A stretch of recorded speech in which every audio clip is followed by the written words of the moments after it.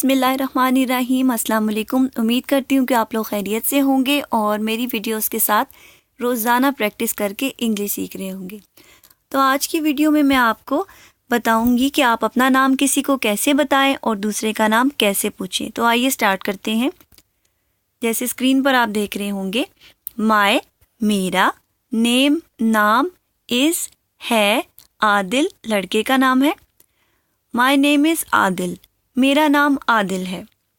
یا اگر آپ کسی کو بتا رہے ہوں کہ آپ کا نام عادل ہے یا میں عادل ہوں، تو تب آپ کا سینٹینس ایسا ہوگا، میں ایم ہوں عادل، عادل، آئی ایم عادل، میں عادل ہوں۔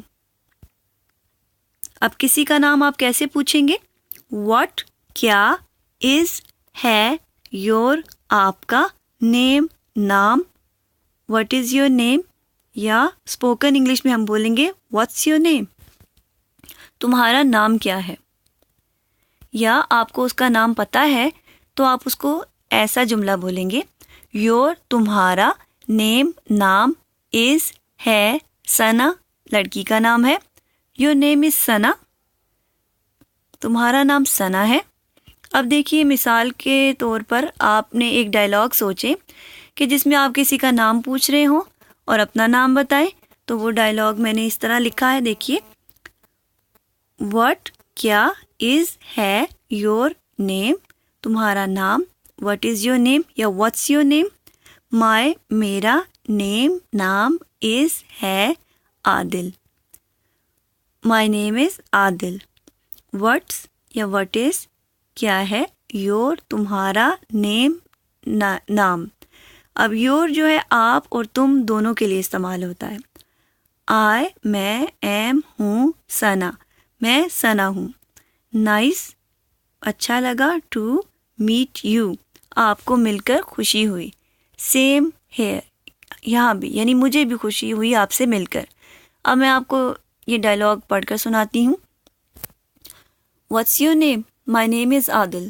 What's your name? I am Sana. Nice to meet you, same hair.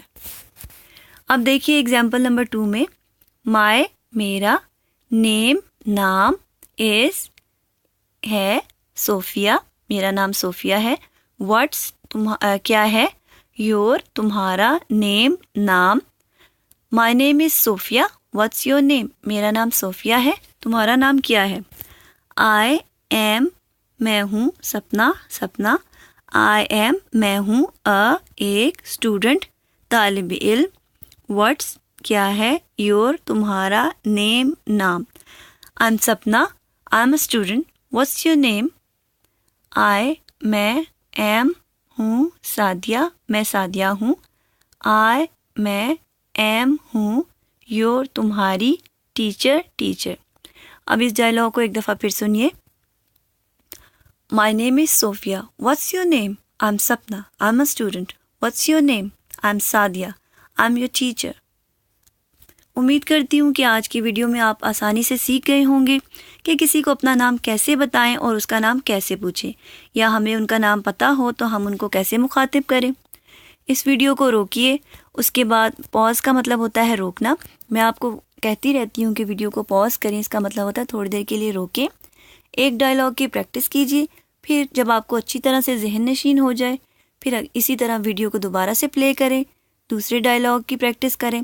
اسی طرح آپ سارے ڈائلاگ اور سارے سینٹینسز کو اسی طرح ایزیلی یاد کر سکتے ہیں۔